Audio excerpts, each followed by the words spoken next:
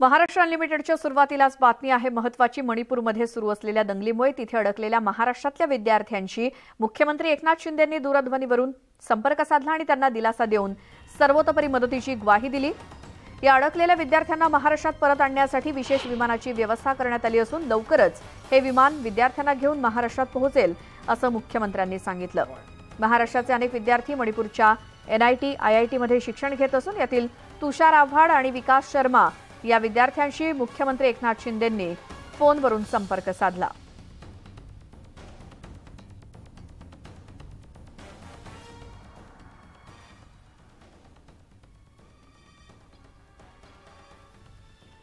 तर मुख्यमंत्र्यांनी थेट या विद्यार्थ्यांशी संपर्क साधला।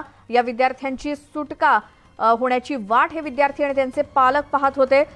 उपमुख्यमंत्री देवेंद्र फडणवीस यांनी देखील त्यांना काळजी करू नका असं आवाहन केलंय आणि आता एक विशेष विमान पाठवलं जाणार आहे, त्याद्वारे मणिपूरमधल्या महाराष्ट्रातल्या विद्यार्थ्यांची सुटका केली जाणार आहे, तशी ग्वाही मुख्यमंत्री एकनाथ शिंदे यांनी फोनवरून तिथल्या महाराष्ट्रातल्या विद्यार्थ्यांना दिली। या विद्यार्थ्यांसाठी विशेष विमान पाठवलं जाणार आहे आणि महाराष्ट्रातले सध्या मणिपूरमध्ये असलेले विद्यार्थी या विशेष विमानानं महाराष्ट्रात परततील। एकूण 22 विद्यार्थी आहेत आपल्या राज्यातले जे मणिपूरमध्ये अडकलेत। मणिपूरमध्ये जी मुलं आपली विद्यार्थी जे अडकले आहेत त्यांना तातडीने रेस्क्यू करण्यासाठी तिथून सुरक्षित स्थळी आणण्यासाठी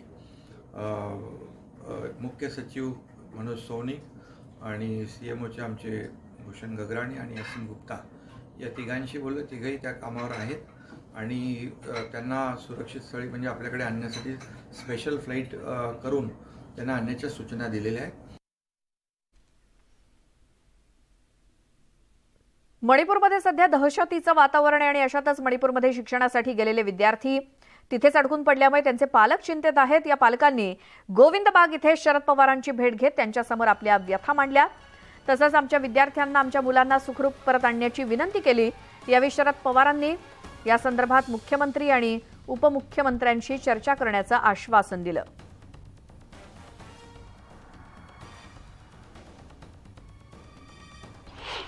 काही विद्यार्थी महाराष्ट्राचे आहेत, यापूर्वी कॉन्टॅक्ट करून काही लोकांना मदत झाली, पण अजूनही हॉस्टेलमध्ये विद्यार्थी आहेत, त्यांचे पालक आता मला भेटले। मी मुख्यमंत्री महाराष्ट्राचे आणि उपमुख्यमंत्री यांना कॉन्टॅक्ट करतो की राज्य सरकारने तातडीनं त्यांची आणायची व्यवस्था करावी।